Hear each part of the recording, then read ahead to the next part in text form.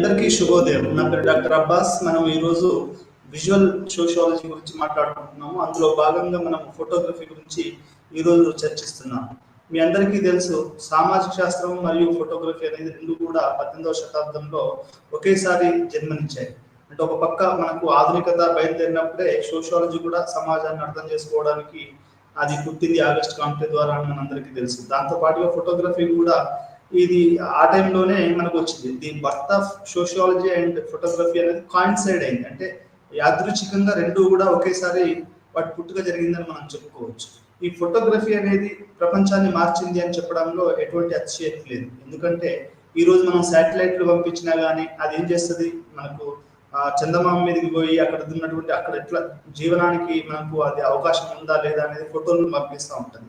మీకు టెలికమ్యూనికేషన్స్ కానీ ఇంకేదైనా కానీ అంటే పరిశోధనలో ఈ ఫోటోగ్రఫీ అనేది చాలా ప్రధానంగా ఉపయోగపడుతుంది. ఇప్పుడు మనకు చేసినటువంటి రాడార్స్ కానీ మిగతా కూడా ఈ ఫోటోలు తీసి మన భూమిపై పంపిస్తుంటాయి. ఇప్పుడు ఖనిజాలు మనం తెలుసుకోవాలనుకున్నా కానీ ఎక్కడ ఖనిజాలు దొరుకుతాయి అనేది మొత్తం ఈ ఫోటోగ్రఫిక్ శాటిలైట్ ఛానల్ ద్వారానే మనకు ఫొటోస్ రావడం ద్వారా అక్కడ ఉన్నాయా లేదా, అసలు మానవాళికి మనగడకు సాధ్యమైందా లేదా అనేది మనకు తెలుస్తుంది. అంటే ఇట్లా మన జీవితంలో ఫోటోగ్రఫీ అనేది చాలా ఉపయోగకరంగాను, పరిశోధనలో కూడా చాలా ఉపయోగకరంగా ఇది ఏర్పడిందని చెప్పొచ్చు. అట్లాంటి ఫోటోగ్రఫీని సోషియాలజీలో, ఆంథ్రోపాలజీలో ఎప్పుడు మొదటిసారిగా వాడారు అనేది కూడా మనం ఈరోజు మనం క్లాస్లో తెలుసుకుంటాం. మొట్టమొదటిసారిగా మాలినోవ్స్కీ, ఆంథ్రోపాలజిస్ట్ అనేటువంటి మాలినోవ్స్కీ ఫోటోగ్రఫీని కూడా రీసెర్చ్ లో ఒక భాగం చేస్తూ కొన్ని వందల ఫోటోలను టర్బైన్ ఐలాండ్స్ లో తీశాడు. ఆ తర్వాత మార్గరెట్ మీడ్ గారు ది ఫోటోగ్రఫిక్ ఎస్సే అనే ఒక పుస్తకాన్ని ప్రచురించారు. ఈ రెండు పుస్తకాలు కూడా మనకు ఫోటోగ్రఫీని ఏ రకంగా మనం పరిశోధనలో వాడాలి అనేది మనకు ప్రపంచానికి తెలియజేశాయి. ఆ తర్వాత వచ్చినటువంటి సోషియాలజిస్టులు కానివ్వండి, ఆ తర్వాత వచ్చినటువంటి ఆంథ్రోపాలజిస్టులు కానివ్వండి, ఫోటోగ్రఫీని ఒక పరిశోధన అంశంగా తీసుకొని వాళ్ళు ముందుకు సాగడం అది మనకు ఎంతో ఉపయోగపడంగా ఉండేది. ఇంతకుముందు ఎట్లా ఉండేది అంటే ఫోటోగ్రఫీ రాకముందు మనకి రిటర్న్ వర్డ్ అంటే రాయడమే మనకు పరిశోధనగా వెలుగులోకి ఉండేది. అంటే రాసిన పదమే మనకు పరిశోధనలో తీసుకునేవాళ్ళు. కానీ ఆ తర్వాత విజువల్ ఇమేజెస్ ఫోటోగ్రఫీ ఎప్పుడైతే వచ్చిందో పరిశోధకులు, ప్రొఫెసర్లు ఏం చేశారు, ఫోటోగ్రఫీని విజువల్ మీడియాను కూడా మనం రీసెర్చ్ లో ఉపయోగించవచ్చు అనే విషయాన్ని కనుక్కున్నారు. దీంట్లో ప్రధానంగా దీనికి పునాదులు వేసినప్పుడు రోజర్ బేకర్ ఏం చేశాడు అంటే ఈ ఫోటోగ్రఫీను, ఎథ్నోగ్రఫిక్ ఫిల్మ్స్ ని ఒక రీసెర్చ్ లో ఒక టూల్ చేయడం వల్ల మొత్తం ఒక విప్లవీకరించాడు. అంటే మొత్తం సామాజిక శాస్త్రాన్ని మరియు మానవాభివృద్ధి శాస్త్రాన్ని ఫోటోగ్రఫీ మరియు ఎథ్నోగ్రఫిక్ ఫిల్మ్ ద్వారా విప్లవీకరించాడు అని మనం రోజర్ బేకర్ గురించి చెప్పొచ్చు. రోజర్ బేకర్ ఏ రోజైతే రీసెర్చ్ లో ఫోటోగ్రఫీని కూడా సీరియస్ గా తీసుకోవడం మొదలు పెట్టాడో అప్పటి నుంచి మనకు ఫోటోగ్రఫీ మరియు ఈ యొక్క ఎథ్నోగ్రఫిక్ ఫిల్మ్స్ అనేటివి రీసెర్చ్ లో చాలా ప్రధానంగా ముందుకు రావడం జరిగింది. దీంట్లో ప్రథమంగా అడుగులేసిన వాళ్ళు యూనివర్సిటీ ఆఫ్ హార్వర్డ్ లో వాళ్ళు ఆంథ్రోపాలజీ డిపార్ట్మెంట్ వాళ్ళు మనకు మలయా దీవులలో మొదటి చేసినటువంటి సినిమా ఆ చిత్రం అనేది మొదటి ఫోటోగ్రఫిక్ ఫిల్మ్ ఆఫ్ ఆంథ్రోపాలజీ అని మనం చెప్పొచ్చు. అక్కడి నుంచి మొదలు పెట్టుకుంటే ఆ ప్రభావం మూడో ప్రపంచ దేశాలైనటువంటి ఇండియా, పాకిస్తాన్, నేపాల్, బంగ్లాదేశ్ లో కూడా ఆంథ్రోపాలజీ, సోషియాలజీ డిపార్ట్మెంట్లలో మనకు ఫోటోగ్రఫీ, ఫిల్మ్ మేకింగ్ కూడా అనేది కూడా రీసెర్చ్ లో భాగం అయిపోయి ఈ రోజు అది చాలా ఎక్కువగా మనకు ముందుకు వస్తుంది అని మనం చెప్పొచ్చు. దీంట్లో మనం మొత్తంగా అర్థం చేసుకోవాల్సింది ఏంటంటే అసలు ఫోటోగ్రఫీ అనేది మనిషిని ఏ రకంగా, సమాజాన్ని ఏ రకంగా ప్రభావితం చేస్తుంది అని చెప్పొచ్చు, మాట్లాడుకోవాలి. అంటే దీంట్లో మనం లుకింగ్ గ్లాస్ సెల్ఫ్ థియరీ అని మనకు ఒక సిద్ధాంతం ఉంది. అంటే మనిషి తనకు తాను ఎట్లా ఆలోచిస్తాడు అంటే ఒక ఉదాహరణ మీకు ఒకటి చెప్పాలంటే ఒక మనిషి ఏమనుకుంటాడు అంటే తాను ఇంటెలిజెంట్ అనుకుంటాడు. అంటే నేను తెలివి కలవాన్ని అని అనుకుంటాడు. కానీ అది సమాజంతో వెరిఫై చేస్తాడు. అతను వెరిఫై చేయడం అంటే తాను తెలివికలవాడ, పక్కన వాళ్ళు ఆయన గురించి ఏమనుకుంటున్నారు అనేది వెరిఫై చేస్తాడు. వెరిఫై చేసినప్పుడు ఏమవుతుంది అంటే అది మళ్ళీ ఇంటికి వచ్చి తాను చెక్ చేసుకుంటాడు. ఇప్పుడు ఈ రోజు నేను అందంగా ఉంటానని ఒకరు అనుకున్నప్పుడు ఆ నిజంగానే అందంగా ఉన్నాడా లేదా అనేది పక్క వాళ్ళతోటి ఇద్దరు ముగ్గురు ఫ్రెండ్స్ కామెంట్ చేస్తారు, ఏంట్రా ఈరోజు మంచి చొక్కా వేసుకున్నావు, ఈరోజు చాలా బాగున్నావు అని అంటారు కదా. అంటే దీన్ని ఏమంటారు అంటే లుకింగ్ గ్లాస్ సెల్ఫ్ థియరీ అంటారు. అంటే తన స్వీయాత్మకతను పరిశీలించడం అని చెప్తారు. దీంట్లో మనిషి, సమాజము, స్వీయాత్మకత, ఫోటోగ్రఫీ ఇవన్నీ కూడా కలిసి మనకు ఒక మనిషిని, సమాజాన్ని ఇవి అంతర్భాగంగా ఉండి ముందుకు తీసుకెళ్తాయి అనేది మనం చెప్పొచ్చు. ఫోటోగ్రఫీ అనేది కూడా ఇక్కడ ఏం చేస్తుంది అంటే ఒక మనిషిని తనకు తాము మన అద్దం ముంగట నిలబడి ఎట్లా చూసుకొని మనం చూసుకుంటామో, మన ఫోటోగ్రఫీ కూడా ఏం చేస్తుందంటే మనల్ని మన మన మన వ్యక్తిగత చిత్రాలని, సమాజ చిత్రాలని అది ఉన్నట్టుగా చిత్రీకరిస్తుందని మనం చెప్పవచ్చు. అయితే ఇక్కడ ఒక చిన్న విషయం మనం అర్థం చేసుకోవాల్సింది ఏంటంటే, అసలు మనం ఫోటోగ్రఫీని ఒక వస్తువులాగా మనం చూడొచ్చా, లేకపోతే దాంట్లో కూడా సబ్జెక్టివిటీ అంటారు, అంటే స్వయాత్మకత, అంటే ఫోటో తీసేవాని భావాలు కూడా అందులో ఉంటాయి. మొదట్లో ఏమనుకునే వాళ్ళు 18వ శతాబ్దంలో 19వ శతాబ్దంలో ఏమనుకునే వాళ్ళు అంటే ఫోటో అనేది ఒక ఆబ్జెక్టివ్ ఎంటిటీ అనేవాళ్ళు. అంటే ఒక ఎటువంటి దాంట్లో ఫోటోగ్రఫీ అనేది ఎటువంటి ఒక ఆబ్జెక్టివ్, అంటే సత్యంతో కూడుకున్నటువంటి విషయంగా మనం ఫోటోని చూసేవాళ్ళు.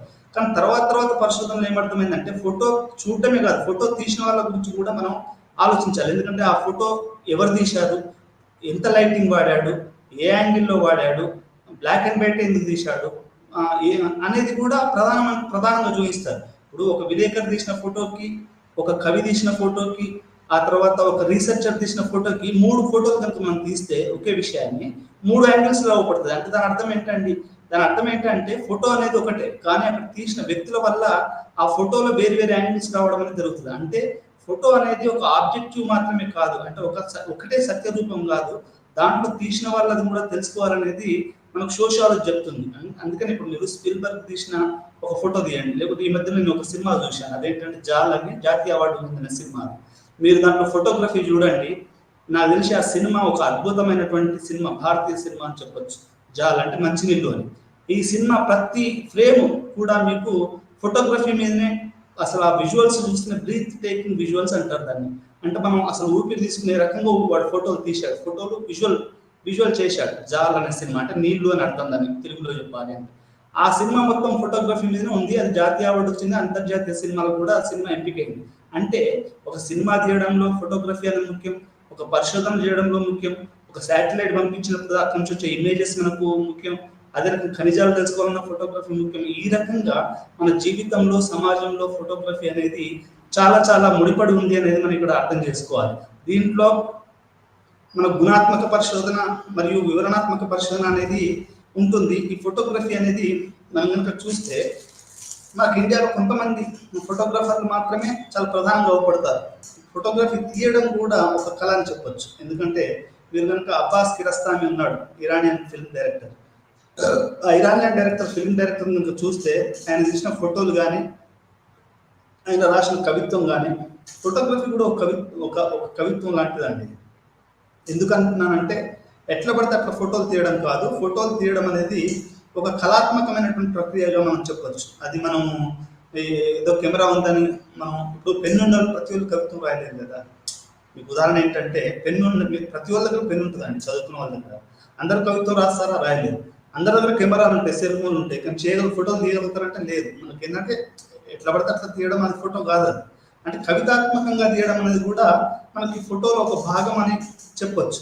అంటే ఈ రకంగా మనకు ఫోటోగ్రఫీ, స్వయము మరి సమాజం అనేది ఈ 3 కూడా చాలా ముడిపడి ఉన్నటువంటి విషయాలను మనం ఇక్కడ అర్థం చేసుకోవాలి. ఇక్కడ స్వయం మరియు సమాజం యొక్క భావనను వివిధ సామాజిక దృగ్వ్యాసాల్లో అర్థం చేసుకోవాలి. అంటే సోషల్ ఫినామినాలో ఇది ఏ రకంగా మనం ఈ యొక్క సెల్ఫ్ని, సమాజాన్ని అర్థం చేసుకోవాలనేది కూడా చూడాలి. దాంతోపాటు ఫోటోగ్రఫీ అనేది ఒక కీలకమైనటువంటి పరిశోధన అంశంగా ఎలా ఎదిగింది. ఈరోజు మీరందరికీ తెలుసు, నేర పరిశోధనలో మనకు ఈ ఫోటోగ్రఫీలు ఇప్పుడు సీసీ కెమెరాలు తీస్తూ ఉంటారు. నేర పరిశోధన జరిగింది. ఒక ఇంట్లో, ఒక ఊర్లోనో, ఒక అడవిలోనో హత్య జరిగింది. అక్కడ ఉన్నటువంటి రోడ్డు మీద ఉన్నటువంటి సీసీ కెమెరాలు కానీ, అక్కడ ఉన్నటువంటి కెమెరాలు తీసినటువంటి ఫోటోల్ని మళ్ళీ పరిశీలిస్తే మనకు ఆ కార్ నెంబరో లేకుంటే అది మనకేదైనా ఒకటి క్లూ అనేది దొరుకుతూ ఉంటుంది.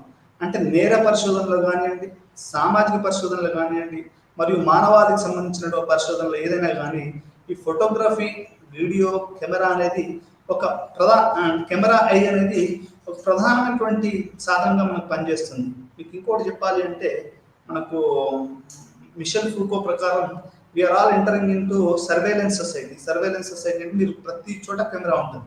మన ఇగ్నో ఎంటర్ అవుతుంటే కెమెరా లేదు, కానీ మన ఇగ్నో దాంట్లో, కానీ మీరు ఏదైనా ప్రైవేట్ దాంట్లోకి ఎంటర్ కాండి, ఏదైనా పొలిటికల్ పార్టీ ఆఫీస్లోకి ఎంటర్ కాండి, లేకుంటే ఏదైనా స్టూడియోలోకి ఎంటర్ కాండి, కెమెరాలు అనేటివి చేస్తున్నారు. ఈ మధ్యకాలంలో ఉద్యమాలు ఎక్కువ కావడం వల్ల ఏమైంది అంటే ప్రతిది కూడా, అంటే టెర్రరిజం ఉద్యమం ఇవన్నీ ఎక్కువ కావడం వల్ల ఏమైంది అంటే ప్రతి వాళ్ళు కూడా వాళ్ళ ఆఫీసులలో చిన్న చిన్న కొట్లలో కూడా మీరు సీసీ కెమెరాలు చూస్తున్నారు. అంటే ఇప్పుడు నేను ఒక బౌద్ధ నగర్లో చిన్న కొట్టుకు వెళ్తాను, ఆ వాళ్ళకు కూడా ఒక ఇంటిగ్రేటెడ్ కెమెరా ఉంది.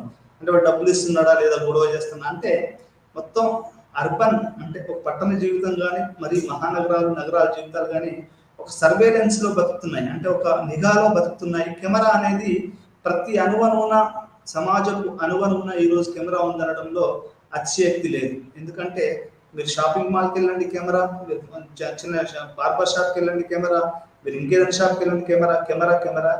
మీరు రోడ్ మీద ప్రయాణిస్తుంటారు, మీరు కెమెరా మిమ్మల్ని గమనిస్తుంటుంది. యూఆర్ అండర్ సర్వేలెన్స్ మీరు అని ఉంటుంది. మీరు ఎంఎంటీఎస్లోకి వెళ్ళండి, మీరు ట్రైన్ ఎక్కుతా ఉంటే యూఆర్ అండర్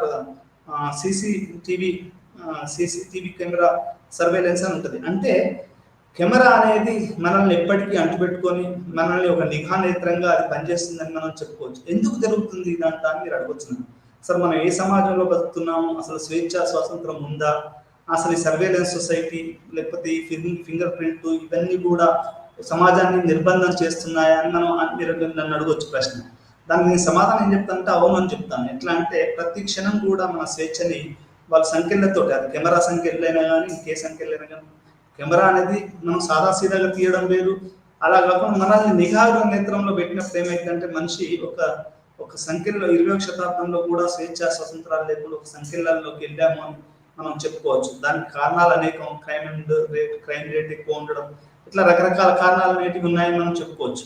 అయితే ఇక్కడ ఫోటోగ్రఫీ అయినా కానీ, కెమెరా అయినా కానీ, సీసీటీవీ కెమెరా అయినా కానీ, ఇవన్నీ కూడా ఫోటోలను తీసేసి మొత్తం సమాజాన్ని ఇట్లా నడుపుతుందని చెప్పవచ్చు. అంటే ఇంత ప్రాధాన్యత ఎందుకు వచ్చింది సార్? ఒక కెమెరాలోనే మనం ఎందుకు బంధించవలసి వస్తుంది? ఒక సీసీటీవీ కెమెరా నిఘాలో మనం ఎందుకు బతకవలసి వస్తుంది? మీరు సినిమా హాల్కి వెళ్ళండి, షాపింగ్ మాల్లోకి వెళ్ళండి, ఇంకా చిన్న షాప్కి వెళ్ళండి, ఎక్కడికి వెళ్ళినా కానీ మనకు సీసీటీవీ కెమెరా లేకుండా ఈరోజు ఏది కూడా లేదు. అంటే మనకు పరిశోధనలో, సినిమాలలో, మన సమాజ జీవితంలో, మన జీవితంలో సెల్ఫీస్ వచ్చాయి. మీరందరికీ తెలుసు, కొంతమంది అబ్బాయిలు ఈ మధ్యలో బాంబేలో ఒక వీడియో వచ్చింది. ఆమె సెల్ఫీ తీసుకుంటూ సముద్రంలో కూర్చొని అట్లా ఒక అలో చేసి కొట్టుకొని చనిపోయింది.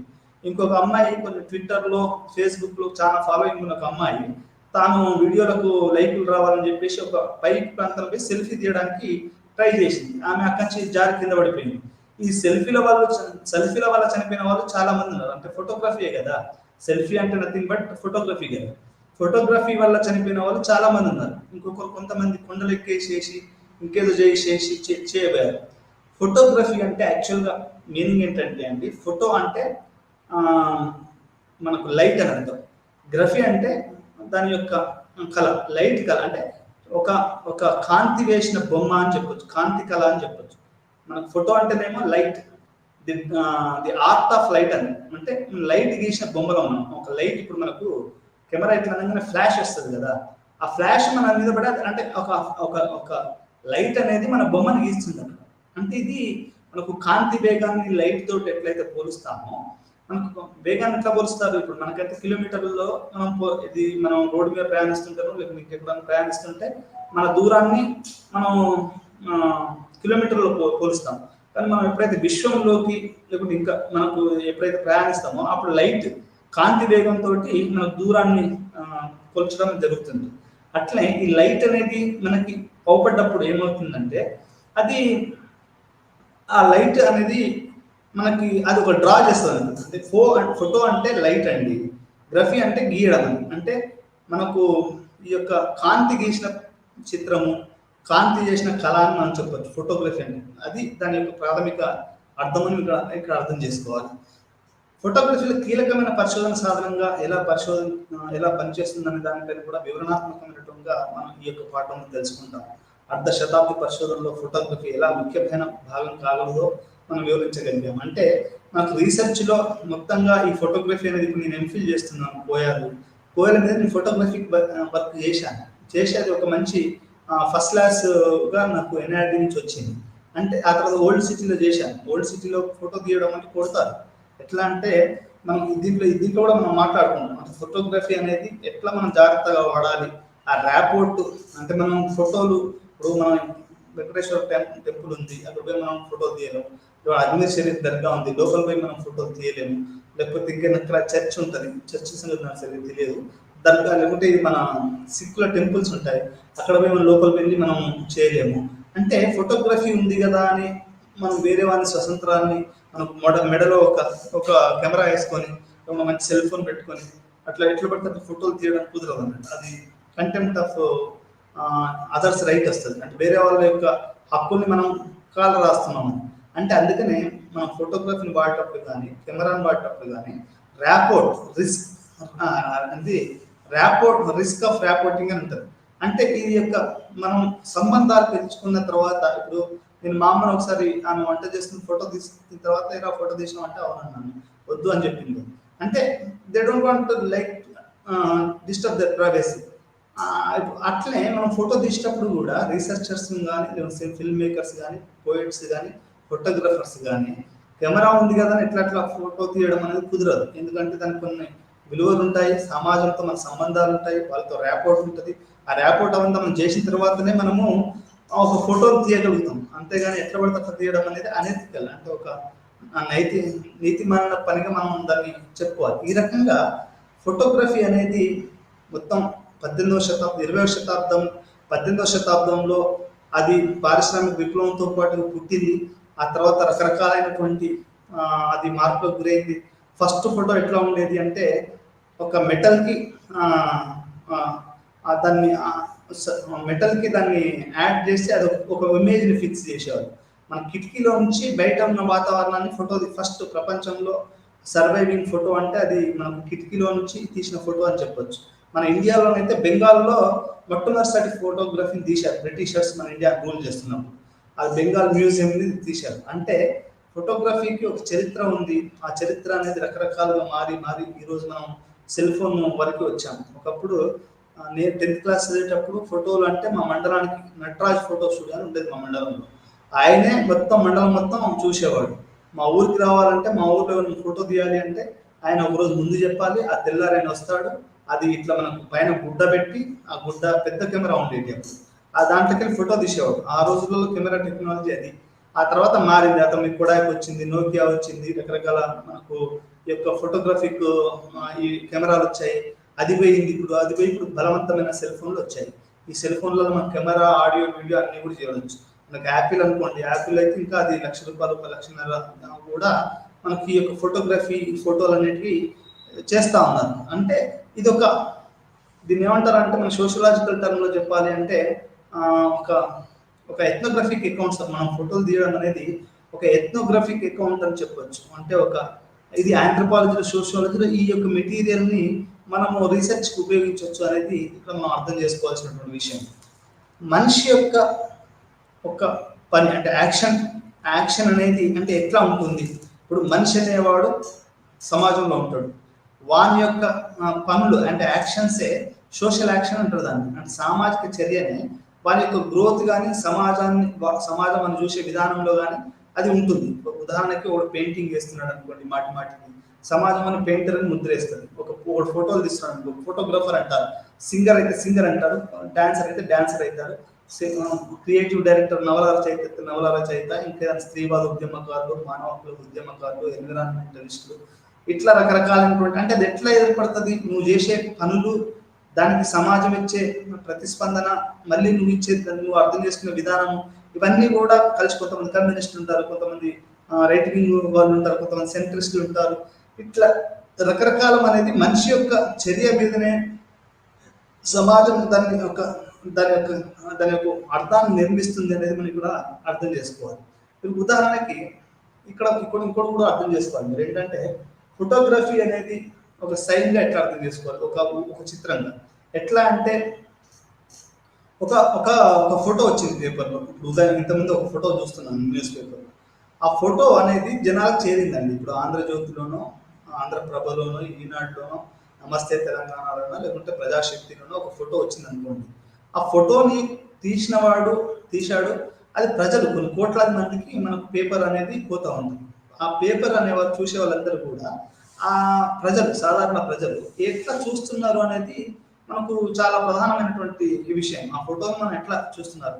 ఉదాహరణకి ఈనాడు వాడు ఏం చేసేవాడు అంటే ఎన్టీఆర్ను పాపులర్ చేయడానికి ఆయన స్నానం చేస్తుంటే ఒక ఫోటో తీసేసి, అంటే ఊళ్ళో బయట స్నానం చేస్తుంటే ఒక ఫోటో తీసేసి పేపర్లు వేసేవాళ్ళు. ఇప్పుడు అది చూసిన ప్రజలు ఏమనుకునేవాళ్ళు, ఈయన మనలో ఒకడు, మన మన మన మన మనిషే అని చెప్పడానికి ఒక ఇమేజ్ని క్రియేట్ చేయడం. అంటే పబ్లిక్లో జనంలో ఇది మనవాడు, సాదాసీదాగా ఉంటాడు అని చెప్పడానికి ఎన్టీ రామారావు స్నానం చేస్తున్నటువంటి ఫోటోని ఈనాడు వాళ్ళు ప్రచురించారు. అది ఒక ప్రాపగాండా మిషన్ లాగా మనకు ఉపయోగపడ్డది. అట్లే మీరు ఈ పొలిటికల్ రాజకీయ నాయకులు చూడండి, ఇప్పుడు స్వచ్ఛ భారత్ అంటారు, మోడీ గారు ఇట్లా ఒక చీపులు పట్టుకుంటారు అంతే, అది ఫోటో. అక్కడికి మనకు చాలా మంది మనకు రాజకీయ నాయకులు కానీ సినిమా వాళ్ళు కానీ ఫోటోలకు మాత్రమే చేస్తారు. మీకు ఇక్కడ చాలా మంది సోషల్ యాక్టివిస్టులు కూడా వారి ఫోటో కొంచెం వెనక్కి వచ్చాడు అనుకోండి, వాడు ఊరుకోడు, ముందుకు వచ్చి వారి ఫోటో తీయాలని చూస్తాడు. దాన్ని ఏమంటారంటే సోషియాలజీలో ప్రాక్సిమిటీస్ అంటారు. ప్రాక్సిమిటీస్ అంటే ఒక మనిషికి ఎట్లాంటి క్లోజ్ ఉన్నాడు, ఎవరి పక్కన ఎవరు నిలబడ్డారు, ఎవరెంత ఈజీగా ఉన్నారు, కూల్గా ఉన్నారు, ఇట్లాంటివన్నీ కూడా చదవడం కూడా మనకు సోషియాలజీ ఆఫ్ ప్రాక్సిమిటీ. దీన్ని చాలా మంది సోషియాలజిస్టులు వాళ్ళు అధ్యయనం చేశారు. ఇది కూడా చాలా ప్రధానమైనటువంటి విషయం. అంటే ఒక ఫోటో రావడానికి రాజకీయ నాయకులు జనాలు పడే పాటలు అంతా ఇంత కదా. ఎందుకు అంత పాటలు పడతారు అంటే, ఒకసారి ఒక ఫోటో వచ్చిందంటే కొన్ని కోట్లలో అది ప్రింట్ అవుతుంది. అంటే దాన్ని జనాలు చదువుతారు. చదవడం వల్ల అది ఎక్కువ అవుతుంది. మ్యారిలిన్ మాన్రో ఫోటో చూశారనుకోండి, ఒక ఫోటోగ్రాఫ్ ఉంటుంది ప్రపంచం మొత్తం, అది బాగా అదేంటి మనకు ప్రచురితమైనటువంటి. ఆమె కింద నుంచి ఇట్లా గాలి వస్తుంటుంది, ఆమె లంగా లేస్తూ ఉంటే ఆమె ఇట్లా కిందికి అంటూ ఉంటుంది. ఆ ఫోటో ప్రపంచవ్యాప్తంగా కొన్ని ట్రిలియన్స్ ఆఫ్ ఫోటో తీశారు. మీరు చెగువేరా తీసుకోండి, చెగువేరా ఒక పక్క నిలబడి ఉంటే ఇట్లా సిగార్ తాగుతున్న ఫోటో యువత ప్రపంచవ్యాప్తంగా ఆ ఫోటోని హైయెస్ట్ జనాలు చూశారు. అదొక ఫోటో సూపర్. అంటే మనకు ఒక ఫోటోగ్రఫీ యొక్క బలము ఏంటో చెప్పాలి అంటే మనం చెగువేరా ఫోటోని కానివ్వండి, లేకుంటే మనకు మ్యారిలిన్ మాన్రో ఫోటో కానివ్వండి, లేకుంటే గాంధీజీ గారు ఇట్లా ట్రైన్లో ఇట్లా దిగే ఒక ఫోటో ఉంటుంది. అది ఎప్పుడైనా కానీ నాకు అది గుర్తుకొస్తుంది, ఇప్పుడు చెరకాలని చెప్పే విధానం. అంటే ఫోటోగ్రఫీ అనేది కొన్ని మిలియన్స్ ఆఫ్ పీపుల్స్ని అది ప్రభావితం చేస్తుందని చెప్పడంలో ఎటువంటి సందేహం లేదు. ఈ ఫోటోగ్రఫీ ప్రభావితం చేయడమే కాదు, ఆ రోజులలో ఎట్లా ఉండేవాళ్ళు. ఉదాహరణకి మన పాఠంలో ఢిల్లీలో 1923లో బ్రిటిష్ ఒక ఉమెన్ ఏ రకంగా వీధులలో నడుచుకుంటా పోతుందనే దాన్ని మనకు ఒక ఫోటో వేశాడు. ఆ ఫోటోలో వెనకాల ఒక మనిషి నిలబడ్డాడు. అప్పుడు రిక్షా పుల్లర్స్ ఉన్నాయి. ఇప్పుడు బెంగాల్లో కనుక మనిషి ఇట్లా నెట్టుకుంటా పోయే ఉంటాయి కదా, అవి ఆ ఫోటోలో వెనకాల ఉన్నాయి. అంటే మన ఆ ఫోటోని చూస్తే ఆమె వస్త్రధారణ, ఆమె వేసుకున్నటువంటి పైన టోపీ, ఆమె గౌను, ఆమె తెల్లటి కుర్తా పై అది. అంటే ఆ రోజుల్లో వస్త్రధారణ ఎట్లా ఉండేది, ఆ రోజుల్లో ఆడవాళ్ళు ఎట్లుండేవాళ్ళు, వాళ్ళు వీధిలోకి వచ్చేటప్పుడు ఏమేమి భరించేవాళ్ళు, మన భారతదేశం ఎట్లా ఉండేది, ట్రాన్స్పోర్ట్ సిస్టమ్ ఎట్లా ఉండేది, బ్లాక్ అండ్ వైట్ అంటే ఆ వీధులు ఎట్లా ఉండేది, అన్నీ కూడా ఒక్క ఫోటోలో మనకు మొత్తం బ్రిటిష్ కాలం నాటి భారతదేశం చూడాలి అంటే బ్రిటిషర్స్ తీసినటువంటి ఎథ్నోగ్రఫిక్ ఫోటోలు చూస్తే ఆ రోజు మన భారతదేశం మీద ఏ రకంగా ఉందో మనం చూడొచ్చు. మనం కొన్ని ఫోటోలు చూస్తూ ఉంటాం. 1800లో ఎట్లా ఉండేది హైదరాబాద్, 1900లో ఎట్లా ఉండేది హైదరాబాద్, ఆ తర్వాత 1947 ముందు హైదరాబాద్ ఎట్లా ఉండేది. కొన్ని ఫోటోలు చూస్తే మనకి మొత్తం బండ్లు పడతాయి. తెలంగాణ మనకు బండి వెనక బండి కట్టి 16 బండ్లు కట్టి అన్నట్టు మనకు మొత్తం బండ్లు, పూల తోటలు, ఒకటే ట్రామ్ బస్సు. మనకు సికింద్రాబాద్ నుంచి హైదరాబాద్కు ఆ బస్సు ట్యాంక్ బండి ఒక పాత ఫోటో ఉంటుంది. అది మనకి ఆ రోజులలో నిజాం కాలంలో బ్రిటిషర్స్ చూసి మొట్టమొదటిసారిగా మనకి ఈ బస్సులను ప్రవేశపెట్టడం అనేది జరిగింది. అంటే ఒక ఫోటో అనేది అక్కడ ఉన్నటువంటి సామాజిక జీవితాన్ని, అక్కడ ఉన్నటువంటి సమాజాన్ని, అక్కడున్న స్త్రీల పరిస్థితిని, అక్కడ ఆర్థిక పరిస్థితుల్ని, రాజకీయ పరిస్థితుల్ని, మనకు అన్నింటినీ కూడా ఒక ఫోటో అనేది, అంటే ఇది ఒక బేసిక్ యూనిట్ అండి. మనకు ఫోటో అనేది దేనికైనా కానీ, పరిశోధనకైనా కానీ, ఇంకా దేనికైనా కానీ అది ఒక యూనిట్ అని చెప్పొచ్చు. ఎట్లా అంటే మనం ఇల్లు కట్టాలంటే మనకి ఏదైతే ఇటుకలు, మట్టి ఎట్లయితే అవసరమో ఇది ఒక బేసిక్ యూనిట్ కదా. అట్లే మన ఫోటోగ్రఫీ అనేది పరిశోధనలో కూడా, సినిమాలలో, డాక్యుమెంటరీలలో, చరిత్రలో అర్థం చేసుకోవడానికి ఫోటోగ్రఫీ అనేది మనకు ఒక ప్రాథమికమైనటువంటి అంశంగా మనం చెప్పొచ్చు. ఎంత సినిమా టెక్నాలజీ ఉన్నా ఫోటోగ్రఫీ అనేది ప్రైమరీ అనేది మనకు అర్థం చేసుకోవచ్చు. దీంట్లో సర్టిఫికేట్ కోర్సులు ఉన్నాయి, లెన్సెస్ ఎట్లా తీయాలని మనకు ఉన్నాయి, రకరకాల కెమెరాలను బట్టి ఉంటాయి. ఇట్లా మనకు ఫోటోగ్రఫీ అనేది ఇది ప్రపంచాన్ని ఒక నూతన దశకి తీసుకెళ్ళింది ఫోటోగ్రఫీ. అది రాబోయే రోజుల్లో ఇంకా ఎక్కువ ప్రభావితం చేస్తుందని మనం చెప్పవచ్చు. ఒకసారి కాంచీరామ్ని ఫోటో తీయబోతుంటే ఒక విలేకరి కొట్టారు.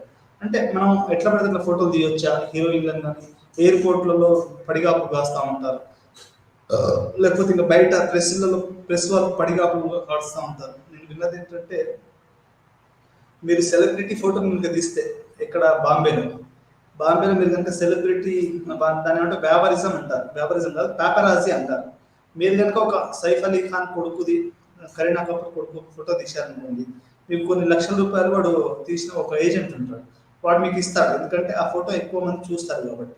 ఇప్పుడు కరీనా కపూర్నో లేకపోతే ఇంకెవరినో మన బాలీవుడ్లో అనిల్ అంబానీనో సచిన్ టెండూల్కర్నో నీతా అంబానీనో కనుక మీరు ఫోటో ఆమె ఎక్కడికో పోతూ ఉంటుంది అటో ఇటో వస్తుండో, అంటే ఒక సెలబ్రిటీస్ల యొక్క ఫోటోలు మనం గనక తీయగలిగితే దానికి ఒక రేటు ఉంటుంది, అది వాళ్ళు అమ్ముకుంటారు మార్కెట్. అదొక పెద్ద బిజినెస్ గా ఈరోజు పెరిగింది. అందుకనే ఈరోజు పేపరాజీ అనేది చాలా ఎక్కువగా పెరిగింది. ఎందుకంటే ఫోటో ఇది ఒక మాఫియా, ఒక ఇండస్ట్రీ లాగా అయిపోయిందండి. ఇది ఎట్లా అంటే ఒక అమ్మాయిని ఒక హీరోయిన్ ని ప్రమోట్ చేయాలన్నా, ఒక హీరోని దించాలన్నా దానికి ఫోటోగ్రఫీనే మనకు ముఖ్యం. మీకు అంతెందుకండి, మీరు హీరోయిన్లు కనుక చూస్తే ఫస్ట్ వాళ్ళు ఆడిషన్స్ పోయే ముందు ఏదైనా మంచి ఫోటో స్టూడియోకి పోయి రకరకాల ఫోటోలు దిగుతారు.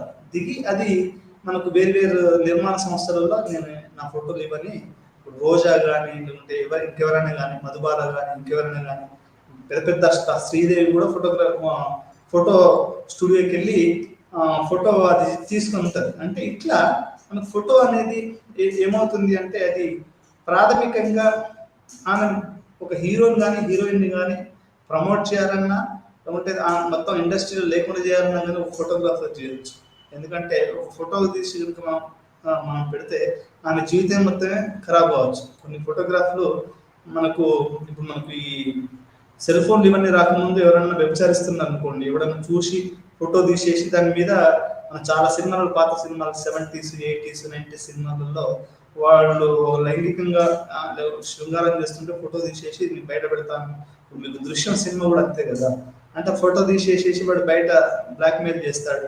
అది వెంకటేష్ తెలుగులో చేశాడు. అంటే ఒక వ్యక్తి జీవితాన్ని నాశనం చేయాలన్నా, ఒక సమాజం జీవితాన్ని పైకి, ఒక హీరోయిన్ జీవితాన్ని పైకి తీసుకురావాలన్నా ఈ ఫోటోగ్రఫీ అనేది చాలా ప్రధానమైనటువంటి పాత్ర వహిస్తుంది అని చెప్పడానికే ఈ ఉదాహరణలన్నీ నేను చెప్పుకురావడం జరుగుతుంది. అంటే మనకు ఫిల్మ్లో ఒక మరీ ముఖ్యంగా ఫిల్మ్ ఇండస్ట్రీలో ఈ ఫోటోగ్రఫీ అనేది చాలా చాలా ప్రధానంగా పనిచేస్తుంది. అది లెన్సెస్ని బట్టి మనం చూడవచ్చు. అంటే ఒక్కొక్క కెమెరా లక్షలలో ఉంటుంది. మీరు ఎస్ఎల్ఆర్ అని ఒక కెమెరా ఉంటుంది.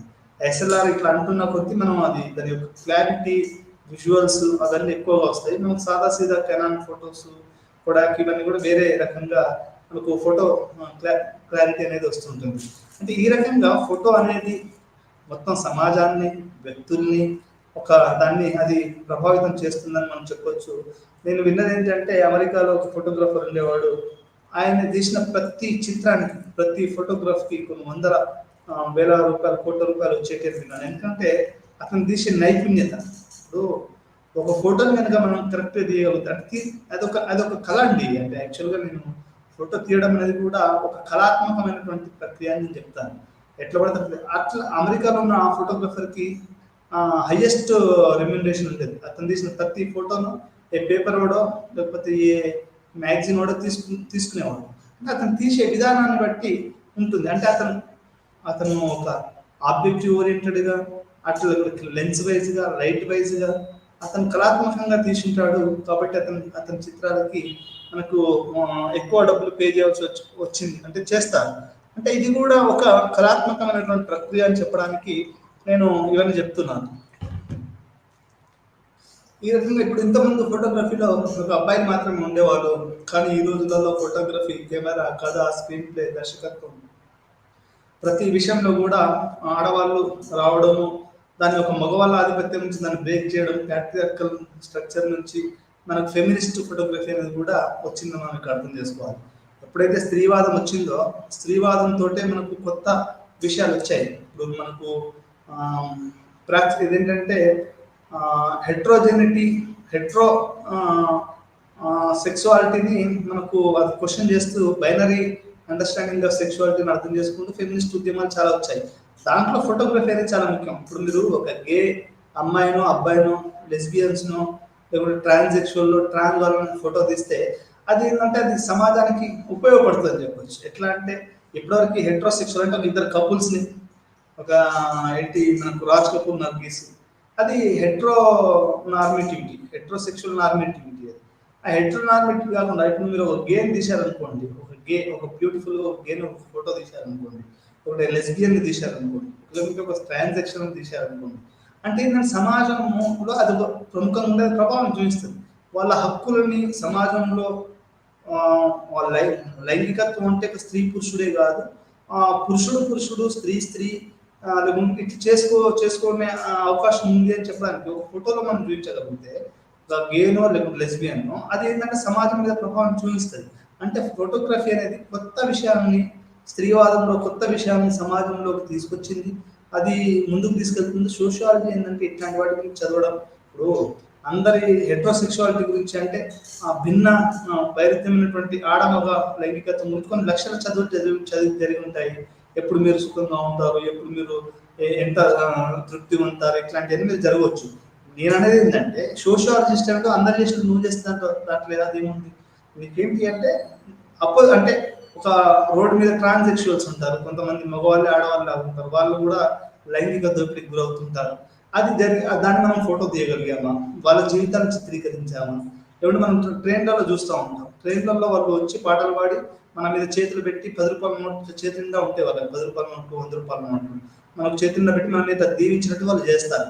అది మనం వాళ్ళని ఎప్పుడైనా వాళ్ళ జీవితాన్ని చిత్రీకరించామా అనేది, అంటే ఒక సోషియాలజిస్ట్గా, ఒక ఫోటోగ్రఫర్గా, ఒక జర్నలిస్ట్గా, ఒక అకాడమిషియన్గా, ఒక రాజకీయ నాయకుడిగా, ఒక సమాజం పట్ల బాధ్యత కలిగిన వ్యక్తిగా, బాధ్యత కలిగిన వ్యక్తురాలుగా ఏ రోజైనా కానీ మనం వాళ్ళ గురించి ఆలోచించాము, ఫోటో తీస్తే మనం అది నిజానికి కూడా సమాజంలో ఒక భిన్న పార్శ్వత్వానికి రకరకాల ఉన్నంగా కొత్త యాంగిల్ని అనేది మనకు చూపించినట్టయితే, ఇప్పుడు పరిశోధన అంటే ఏంటంటే ఏం లేదండి, కొత్తగా కనుక్కోవడమే. అంటే ప్రకృతిలో దాగినటువంటి కొన్ని రహస్యంగా ఉన్నటువంటి కొన్ని విషయాల్ని మనం కనుక్కోవడమే. అట్లనే సామాజిక శాస్త్ర పరిశోధన అంటే మానవ సంబంధాల్లోని సంక్లిష్టతని, మనకు వెలివేయబడ్డ సంబంధాలని, వాటిని మనం పట్టి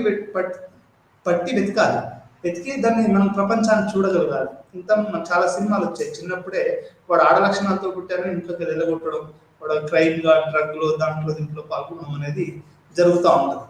ఇది ఈ రకంగా మనకు ఈ యొక్క ఫోటోగ్రఫీ అనేది చాలా ముఖ్యమని చెప్పడానికి చెప్తున్నాను. ఇందులో భాగంగా సోషల్ ఆంథ్రోపాలజీ అనేది చాలా ముందడుగేసింది ఫోటోగ్రఫీ.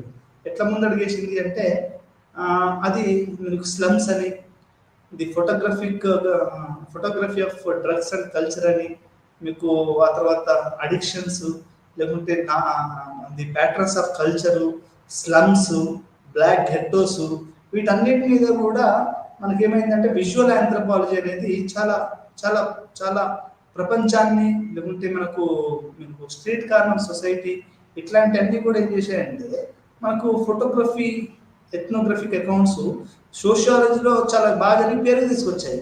కానీ అదే స్థాయిలో మనకు విజువల్ సోషియాలజీలో మనకు అంత పెద్దగా వర్క్ జరగలేదు. అందుకని ఈ రోజుల్లో విజువల్ సోషియాలజీ అనేది కూడా చాలా ముఖ్యం. నేను ఈ మధ్య కాలంలో విజువల్ సోషియాలజీ దానికి అప్లై చేశాను. అది ఇంకా సభ్యత్వం 900 ఎంతో కట్టాలి. ఆ సభ్యత్వం కడితే నేను ఈ ఫోటోగ్రఫీ విజువల్ సోషియాలజీ దాంట్లో భాగం అవుతాను. ఎందుకంటే రోజు రోజుకి మనకు విజువల్స్ పెరగడం వల్ల సమాజంలో ఒక ప్రధానమైనటువంటి రీసెర్చ్ మనం తీసుకుంటే అది ఏంటంటే సమాజానికి ఉపయోగపడుతుందని మనం చెప్పుకోవచ్చు. అంటే ఈ రకంగా నేను చెప్పాల్సింది ఏంటంటే విజువల్ ఆంథ్రోపాలజీ అనేది మనం మాలినోస్కీ వలనైతేనేమి, లేకుంటే మార్గరెట్ మీడ్ వలనైతేనేమి, లేకుంటే ఇవాన్ పిచ్చివాడ్ వలనైతేనేమి, వీళ్ళ వల్ల బాగా అభివృద్ధి చెందింది. ఆ తర్వాత కూడా 1960 ఆ దశకం నుంచి కూడా విజువల్ ఆంథ్రోపాలజిస్టులు చాలా కాంట్రిబ్యూట్ చేశారు. ఇప్పుడు మనకు దళిత వాడలు ఉంటాయండి, ఇప్పుడు భీమరావు నగర్ అని ఉంటుంది, భీమరావు నగర్ కూల్ చేశారు.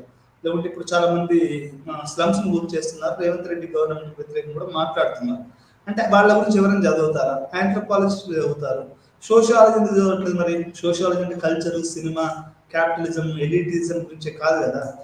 దళితులు, ట్రైబల్స్, మైనారిటీస్, స్త్రీలు, స్లమ్ డ్వెల్లర్స్, డ్రగ్ పెట్లర్స్, ప్రాస్టిట్యూషన్, ఇవన్నీ కూడా చాలా ప్రధానంగా అవి ఉంటాయి కదా. ఆ వాటి మీద ఎందుకు ఆంథ్రోపాలజీ చదివినట్టుగా సోషియాలజీ చదవలేదు? మరి చదివితే ఎందుకు ఇంత అంటే అది అది ఒక మిస్సింగ్ లాగా అయిపోయింది సోషియాలజీలో. There is a missing point in sociology is that the way anthropology has studied all this cultures, sociology is unable to do it. ఇంత ఒక రకంగా ఆంథ్రోపాలజీ చేసినంత కాంట్రిబ్యూషన్ సోషియాలజిస్ట్ చేయలేకపోయారు. వీళ్ళంతా టెక్కులు చేసుకుంటూ అంత నాటకాలు చేసుకుంటూ ఆంథ్రోపాలజీ చేసినంత అది సోషియాలజీ థింకర్స్ మీద పడ్డది. దాని గురించి ఆలోచించడం మొదలుపెట్టారు. వాళ్ళు చేసినంత కృషికి ఏ రకంగా మనం కూడా చేయగలుగుతాం అనే ఈ విజువల్ ఆంథ్రోపాలజీ యొక్క ప్రభావం విజువల్ సోషియాలజీ మీద కూడా చాలా ఎక్కువగా పడ్డదని మనం చెప్పుకోవచ్చు. అందులో భాగంగానే మనకు విజువల్ సోషియాలజీ అనేది డెవలప్ అయింది.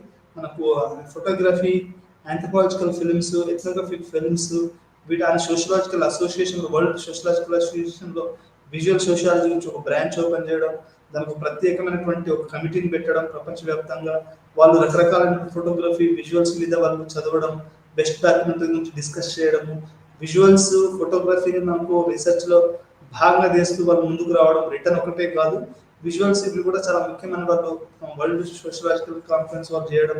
దాంట్లో విజువల్ సోషియాలజీ అనేది కూడా ప్రపంచవ్యాప్తంగా ఇప్పుడు నెక్స్ట్ 2025లో అది కొరియాలో యొక్క ప్రపంచ సదస్సు జరగబోతుంది. దాంట్లో విజువల్ సోషియాలజిస్టులు, విజువల్ ఫోటోగ్రాఫర్స్, విజువల్ ఎథ్నోగ్రఫిక్ మొత్తం కూడా అక్కడ సమావేశం కాబోతున్నారు. వీలైతే నేను కూడా పోవచ్చు, ఎందుకంటే నాకు అబ్బాస్ కిరస్తామి, ఆ తర్వాత మనకు సత్యజిత్ రే ఇట్లాంటి వాళ్ళ యొక్క సినిమాల మీద, ఫోటోగ్రఫీ మీద, ఇప్పుడున్న ఫోటోగ్రఫీ మీద థియరిటికల్ అనలిటికల్ గా చేయాలని ఉంది. అదేవిధంగా అర్బన్ స్లమ్స్, గెట్టోస్, దళితులు, మైనారిటీలు వీళ్ళ హక్కుల మీద ఓల్డ్ సిటీ ఉంది. దాని మీద ఒక photographic essay of old city అని నేను చేసేసి అక్కడ ఒక ప్రజెంటేషన్ చేయొచ్చు. మీరు మన ఫోటో అంటే మీకు హైటెక్ సిటీ ఫోటోనే అవపడుతుందండి, చార్మినార్ ఫోటోనే మనకి ఎక్కువగా అవపడుతుంది. మన అక్కడ లోకల్ సందులలో గుందులలో పోతే అక్కడ మనకు దోమలు, శానిటేషన్ ఉండదు, పందులు అవి తిరుగుతూ ఉంటుంది, పేదోళ్ళు అవి తిరుగుతూ ఉంటుంది. దాన్ని మనం ఫోటోగ్రఫీ చేయగలగాలి,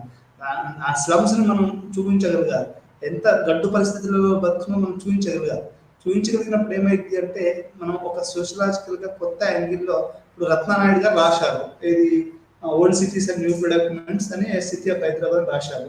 మనం దాన్ని ఫోటోగ్రఫిక్ కనుక మనం చూపిస్తే అది ఎక్కువ కాంట్రిబ్యూట్ చేసినట్టు అయింది. అది రిటర్న్ ఒకటే కాదు, ఫోటోగ్రఫీ కూడా చాలా ముఖ్యమైనది ఇప్పుడు మనం అర్థం చేసుకోవాలి. ఈ యూనిట్లో దృశ్య మాధ్యమంగా మరియు సమాజంలోని పెద్ద సందర్భాలలో స్వీయ మరియు సంబంధాన్ని చూపిస్తుంది. సమాజాన్ని అర్థం చేసుకునే మార్గంలో ఫోటోగ్రఫీ ప్రవేశం గురించి క్లుప్త అవగాహన కలిగించడం ద్వారా మనం ఈ యూనిట్ ప్రారంభిస్తాం. అంటే సమాజాన్ని అర్థం చేసుకునే క్రమంలో ఫోటోగ్రఫీ అనేది ఏ రకంగా మనకు ప్రభావితం చేసింది అనేది మనం యొక్క పాఠం తెలుసుకుంటాం. స్వీయం సమాజం యొక్క సంక్లిష్ట సంబంధాన్ని చూస్తుంది. అంటే ఒక మనిషికి సమాజానికి, అంటే స్వీయ అంటే మనం ఒక వ్యక్తికి మరియు సమాజానికి మధ్యలో గల సంబంధాన్ని మనకు ఈ యొక్క పాఠం మనం మాట్లాడతాం. అదే రకంగా ఫోటోగ్రఫీ కూడా ఎట్లా దృశ్యమాన ఆధారం మనకు అందిస్తుంది. ఇది ఫీల్డ్ వర్క్ సమయంలో నిర్లక్ష్యం చేయబడి ఉండొచ్చు, అందువల్ల ఫోటోగ్రఫీ సమాజాన్ని అర్థం చేసుకోవడం విలువైన ఇన్పుట్లను ఎక్కువగా అనిపిస్తుంది.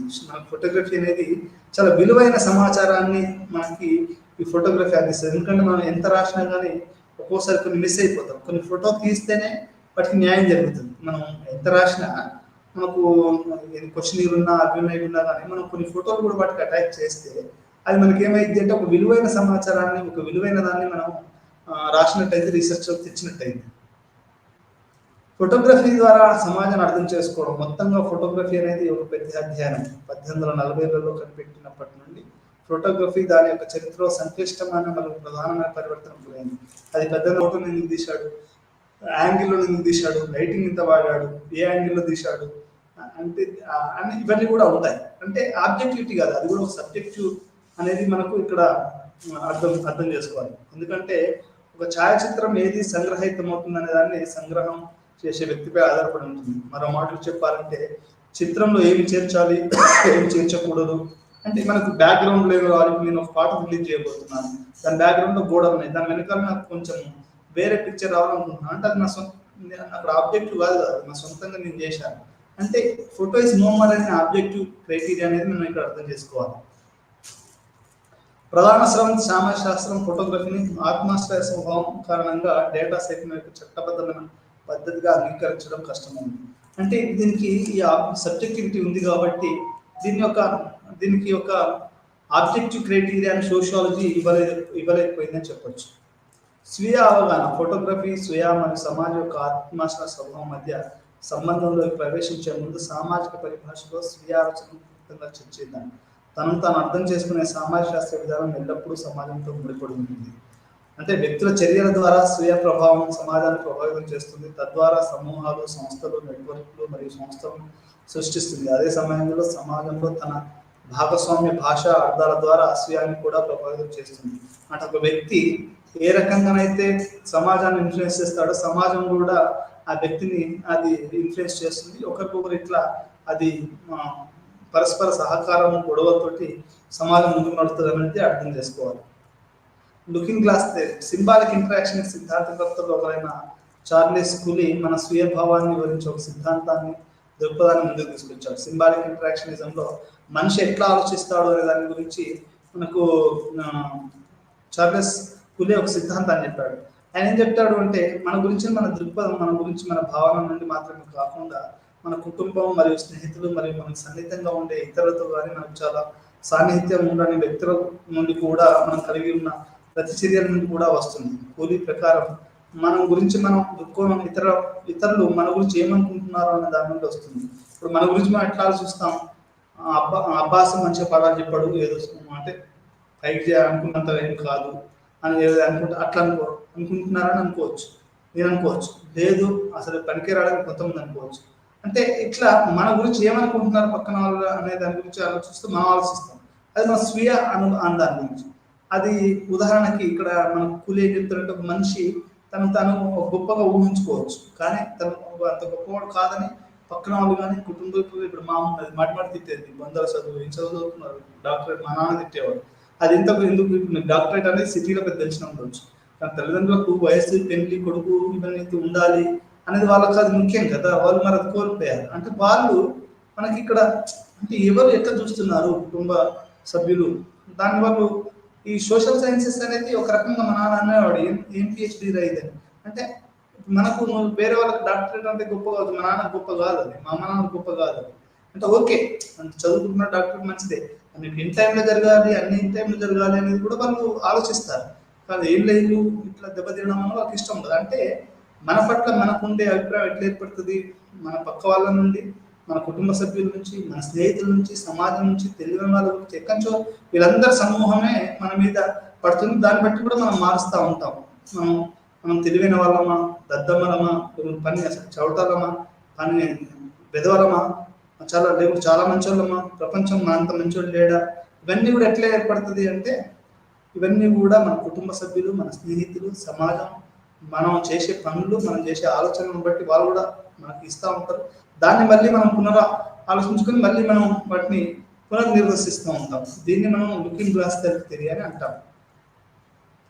స్వీయ మరియు సమాజం మధ్య సంబంధం మునుపటి విభాగంలో పేర్కొన్నట్లుగా స్వీయ అనేది ఒంటరిగా ఉండదు. స్వీయ సమాజం రెండు ఒకదానికొకటి ప్రభావితం చేస్తాయి. ఈ రెండింటి మధ్య సంబంధాన్ని అర్థం చేసుకోవడానికి కీలకం. వివిధ స్థాయిల విశ్లేషణ వ్యక్తుల మధ్య ప్రవర్తన యొక్క వివిధ నమూనాలు ఒకే స్థాయిలో మనం కాలక్రమేణా ఒక వ్యక్తి యొక్క ప్రవర్తన యొక్క నమూనాను చూడవచ్చు, మరియు ఆ వ్యక్తిని తెలుసుకోవచ్చు. అంటే ఒక వ్యక్తి చిన్నప్పుడు విప్లవవాది ఉండొచ్చు, ఒక చిల్లర వ్యక్తిగా ఉండొచ్చు, తర్వాత ఒక విప్లవకారుడు ఎదగవచ్చు, తర్వాత ఒక రైట్ వింగ్ ఎదగవచ్చు. అంటే ఒక వ్యక్తి స్వీయం అనేది మారుతూ ఉంటుంది. చాలా మంది మీరు గమనించే ఉంటారు, పెద్ద పెద్ద ప్రొడక్ట్ యూనియన్ అంటే ఇప్పుడు మనకు చాలా మంది వలస వస్తుంటారు. హైదరాబాద్ కానీ ఇక్కడ వలస వ్యవసాయ కార్మికులు వాళ్ళు సిటీలలో ఎట్లా ఉంటారు, ఇవన్నీ కూడా చాలా చాలా ఇంపార్టెంట్. ఇప్పుడు చూడండి 1960 నుంచి మొదలయ్యాయి. 60-70లలో డ్రగ్స్, వ్యవసాయం, కూలీలు, ఆడపిల్లలు, హక్కుల ఉద్యమం, బ్లాక్స్, ప్రతి సంస్కృతి జీవితం, యుద్ధ వ్యతిరేక ఉద్యమం, యాంటీవార్, బాలగోపాలనప్పుడు యాంటీవార్ ఉద్యమము చాలా ఎక్కువగా చేసేవారు. అంటే ఇప్పుడు ఈ మధ్యలో అసలు యాంటీవార్ గురించి మాట్లాడే వాళ్ళు లేకుండా పోయారు. స్వేచ్ఛ స్పీచ్ ఉద్యమం అంటే ఫ్రీ స్పీచ్ ఉద్యమం, ఇవన్నీ కూడా మనకి ఈ ఆంథ్రోపాలజీ 1960s 70s చాలా వచ్చాయి. కానీ అది సోషియాలజీ అనేది మనకు తర్వాత తీసుకుందని చెప్పొచ్చు. అయితే యాక్చువల్గా ఏం చేస్తుందంటే అండి ఫోటోగ్రఫీ, ఎథ్నోగ్రఫీ ఫిల్మ్ అనేది మనకు యొక్క డెమోక్రటైజ్ చేస్తుంది. పరిశోధనను కూడా మనకు ప్రజాస్వామీకరణ చేస్తుంది. ఎట్లా అంటే అంతవరకు బ్రాహ్మణ్య సంస్కృతి, బ్రాహ్మణ్య అన్న దాన్ని ఒక ఫోటో, ఒక బ్లాక్ హెడ్ దళిత జీవితాన్ని ఫోటోగా తీసి పెట్టామనుకోండి, అది ఎట్లా ఉంటుందంటే అది ప్రజాస్వామ్యం అంటే అప్పటి వరకు ఇమేజెస్ కొత్త ఇమేజెస్ వస్తాయి. ఇప్పుడు ఒక ఫ్రెండ్ ఉన్నాడు ఫ్యాకల్టీ అతను ఫోటోకి ఒక పక్క మచ్చ ఉండడం వల్ల అతను ఫోటో ఒక పక్కనే తీస్తాడు, ఎందుకంటే ఆ మచ్చ అవ్వడం వేరే రకంగా అవ్వబడ్డాడు. అంటే ఇది ఈ వాస్తవాన్ని అది తెలిసిన దగ్గర వాళ్ళకి మాత్రమే తెలుస్తుంది. అది అందుకని ఫోటో అనేది కూడా మనకు అన్ని విషయాలు చెప్పదు, కొన్ని దాస్తుంది కూడా దాన్ని మనం. అందుకని ఫోటో తీసేవాడు కూడా చాలా ముఖ్యం అనేది మనకి it is not a objective criteria, it is అనే సబ్జెక్టివ్ థింగ్ అనేది మనకు అర్థమవుతుంది. అయితే ఇక్కడ అన్నిటికంటే ముఖ్యం ఏంటంటే 1960-70లలో వచ్చినటువంటి ఒక విపరీతమైనటువంటి విజువల్ ఆంథ్రోపాలజీ యొక్క కాంట్రిబ్యూషన్ సోషల్ అనేది అది పట్టణ పేదరికమే కావచ్చు, పౌరుల హక్కు ఉద్యమం కావచ్చు, నల్లవాళ్ళ జీవితమే కావచ్చు, కూలీల జీవితమే కావచ్చు, యుద్ధ వ్యతిరేక ఉద్యమం కావచ్చు, స్పీచ్ ఉద్యమం కావచ్చు, ఏదైనా కావచ్చు, ఇది మొత్తానికి విజువల్ సోషియాలజీని బాగా ప్రభావితం చేసిందని మనం చెప్పుకోవచ్చు. కార్పొరేట్ పెట్టుబడిదారి విధానం సామాజిక బాధ్యత రహితం అంటే ఇప్పుడు టాటా బిర్లాలు, మన టాటా చనిపోయాడు. టాటా చనిపోయినప్పుడు అందరూ గొప్పగా ఏదో చేశాడని చెప్పారు, కానీ అతను చేసినటువంటి దోపిడీ కూడా చాలా ఎక్కువగా ఉంది. ఇంకా ఎక్కువ చేయాలండి వాడు చేసినటువంటి దోపిడీ ముంగట వాళ్ళు చేసిన తక్కువ అని నా భావన. ఇప్పుడు అంతే అజిత్ ప్రేమ్జీ గురించి అనుకుంటారు, కానీ పెట్టుబడిదారి విధానం సామాజిక బాధ్యత రాహిత్యం అనేది ఎక్కువగా ఉంది. ఇప్పుడు ఇన్ని వేల కంపెనీలు, కొన్ని లక్షల కంపెనీలు ఉన్నాయండి. ఇన్ని లక్షల మంది కంపెనీలు వాళ్ళ సమాజాన్ని పట్ల బాధ్యతగా వహించి వాళ్ళ ట్యాక్సీని వాళ్ళ కార్పొరేట్ వాళ్ళు మనకి చేస్తే సమాజంలో ఎంత పేదరికం ఎందుకు ఉంటుంది? వాడు ప్రాఫిటీరింగ్ ఆలోచించే మీరు గడియారాలు, చెక్కులు మంచి మొదలు పెట్టుకుంటే నీ విమానాలు తయారు చేసేంత వరకు ప్రతి వాడు కూడా ప్రాఫిటీరింగ్ అంటే మనకి ఎంత లాభం, ఎంత డబ్బులు సంపాదించాం, ఎన్ని కోట్లు సంపాదించాం అంటే అది బాధ్యత రాహిత్యం, సామాజిక బాధ్యత రాహిత్యంతో ఉన్నారు కాబట్టి ఈ సమాజం ఇట్లా ఉంది. ఇప్పుడు పేద పిల్లలకు ఎందుకు మీకు అన్ని కంపెనీలు వాళ్ళు ఫెలోషిప్ ఇవ్వాలి కదా, ఇస్తే ఏంటంటే ఆడపిల్లలు చదువుకుంటారు, దళిత పిల్లలు చదువుకుంటారు, గ్రామీణ విద్యార్థులు చదువుకుంటారు. అంటే మనం డేటాని సేకరించడం ప్రారంభించే ముందు వారు తమ సబ్జెక్టును తాము ఎలా ప్రదర్శించాలి.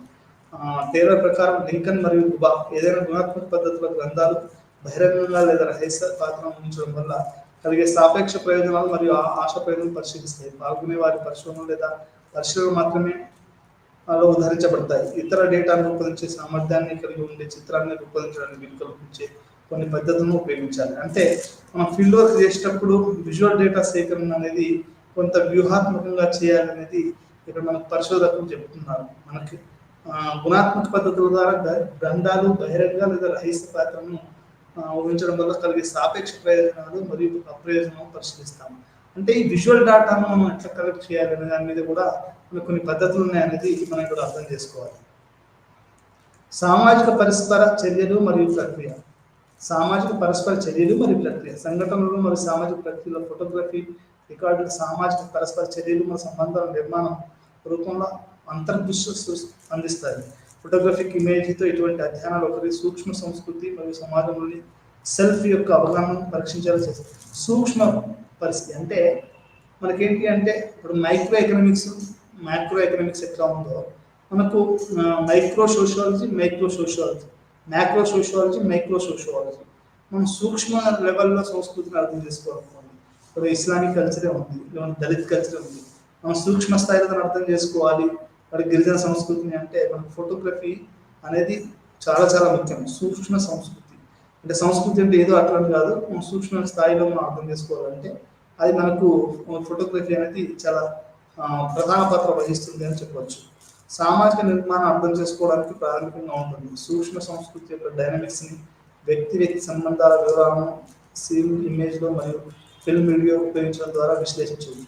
ఒక వ్యక్తి ప్రాక్సిమిటీస్ అంటారు, కైనటిక్స్ ప్రాక్సిమిటీస్ అంటారు. ఒక వ్యక్తి ఇంకో వ్యక్తికి, ఒక అమ్మాయి ఒక అబ్బాయి చాలా క్లోజ్ ఒకరి మీద ఒక చేసుకున్నారు అనుకోండి, అది ఫ్రెండ్షిప్ చూపిస్తారు. లేదా ముద్దు పెట్టుకున్నారు అనుకోండి, ఇంకేదైనా చేస్తున్నారు అనుకోండి, అది ఆ ప్రాక్సిమిటీ, ఆ డైనమిక్స్ అది ఎట్లా ఉందనేది ఆ ఫోటో మనకి చాలా చెప్తుంది. ఆ మధ్యలో ఎవరో మన పాకిస్తాన్ హీరో అబ్బాస్ హీరో అని ఒక మోడల్ మనకు ఇక్కడ హిందీ బాలీవుడ్ ఒక అమ్మాయి ఒక ప్రోగ్రామ్ లో పడితే ఆ ప్రాక్సిమిటీని ప్రపంచవ్యాప్తంగా చూశారు. ఆ అమ్మాయి అతన్ని చేసుకుంది.